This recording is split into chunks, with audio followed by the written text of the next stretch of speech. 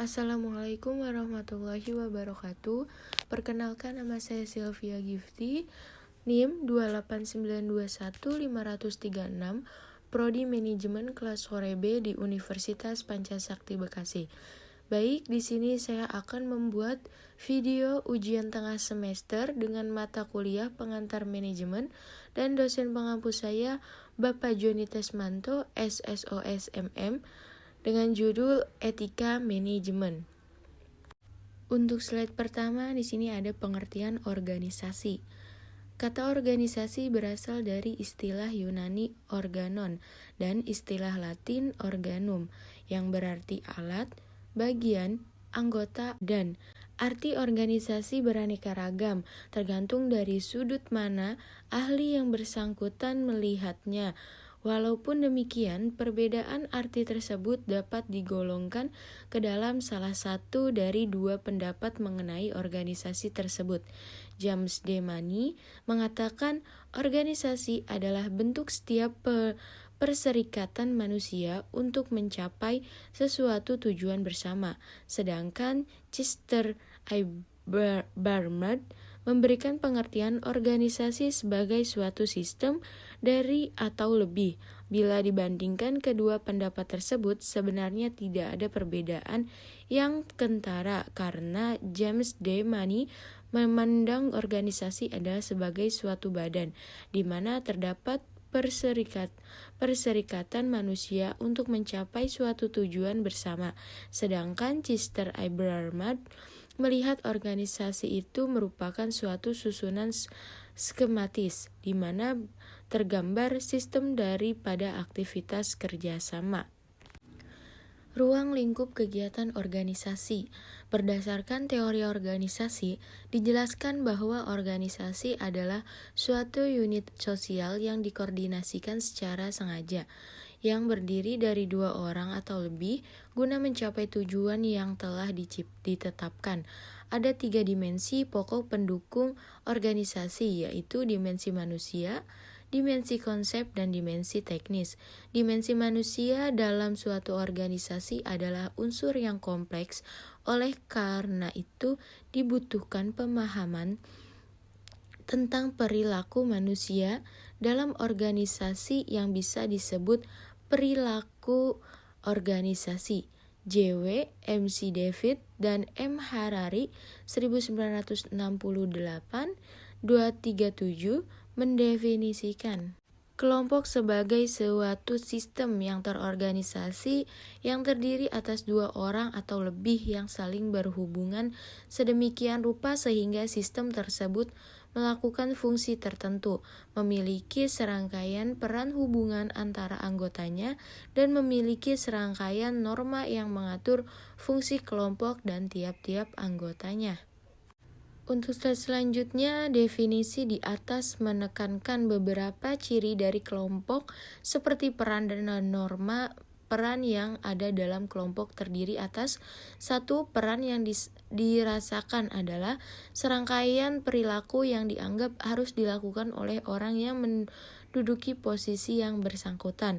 Yang kedua, peran yang dimainkan oleh perilaku yang benar-benar dilakukan oleh seseorang. Di sini ada pengertian dari norma. Norma adalah standar yang diterima oleh para anggota kelompok. Norma memiliki karakteristik tertentu yang penting bagi para anggota kelompok, yaitu 1. Norma hanya dibentuk sehubungan dengan hal-hal yang penting. Yang kedua, norma diterima dalam berbagai macam hierarki oleh para anggota. Yang ketiga, norma mungkin berlaku bagi setiap anggota atau mungkin hanya berlaku bagi beberapa anggota kelompok saja. Beberapa perubahan dan pembaharuan telah dilakukan dan salah satunya adalah ketentuan baru menyangkut pasal 74, yaitu tentang tanggung jawab sosial dan lingkungan Corporate Social Responsibility. Pasal tersebut terdiri dari 4 ayat sebagai berikut. 1. Perseorangan yang menjalankan kegiatan usahanya di bidang dan atau berkaitan dengan sumber daya alam wajib melaksanakan tanggung jawab sosial dan lingkungan. Kedua, tanggung jawab sosial dan lingkungan sebagaimana dimaksudnya ayat 1 merupakan kewajiban perseroan yang dianggarkan dan diperhitungkan sebagai biaya perseorang yang pelaksanaannya dilakukan dengan memperhatikan kepatutan dan kewajaran. Ketiga, perseorang yang tidak melaksanakan kewajiban sebagaimana dimaksud ayat 1 dikenai sanksi sesuai dengan ketentuan peraturan perundang-undangan. Yang keempat, ketentuan lebih lanjut mengenai tanggung jawab sosial dan lingkungan diatur dengan peraturan pemerintahan.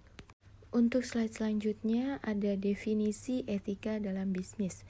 Etika didefinisikan sebagai konsensus mengenai standar perilaku yang diterima untuk suatu pekerjaan, perdagangan, atau profesi.